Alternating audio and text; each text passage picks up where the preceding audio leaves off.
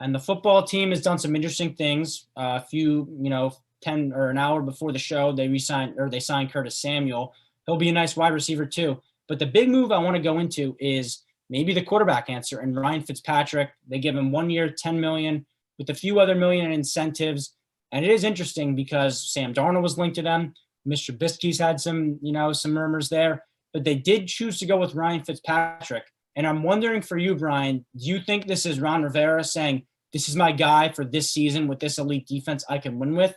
Or is this a stopgap? They're going to draft a guy similar to what the Dolphins did. They're going to bring him along, and it'll kind of be a wasted year in that sense. What do you think this signing means for Washington?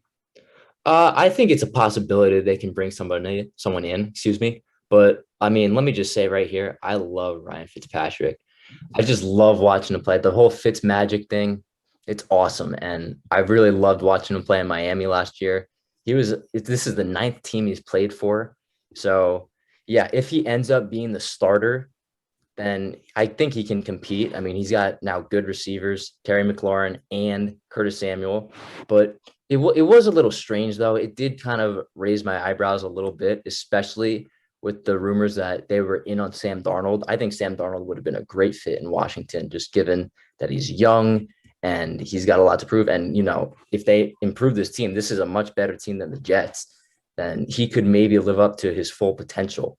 But yeah, Ryan Fitzpatrick, it was a curious move, and I don't really know how to feel about it, but obviously I'm happy for him. He has a possibility to be a starter, but it's a little odd. But I will say this, Darnold does have an $18 million cap hit if they pick up his 5th-year option. So maybe that went into the decision, or if they just think they're not in the running for him, they probably know more than we do. So I think maybe this is a play it safe option. They're only signing him for 1 year, but it is a little questionable. But I think, Ryan Fitzpatrick, if he's the quarterback, they'll be fine. Here's my take on it. And it's not the most positive take because Ryan Fitzpatrick is 38 years old. He's never gotten a team to the playoffs. So for him to do it at age 38 is something where I don't really see happening. Now, if there's one guy who can do it, it's a guy whose nickname is Fitzmagic. That's right. But, this defense is elite. I think this defense, we can say it is a Super Bowl caliber defense. And if they could just figure out the quarterback, they'd be Super Bowl contenders because their defense kept them in a game against the Super Bowl champions. And I feel like they competed against the Bucs a way no one else did. They got after Tom Brady. They made him uncomfortable.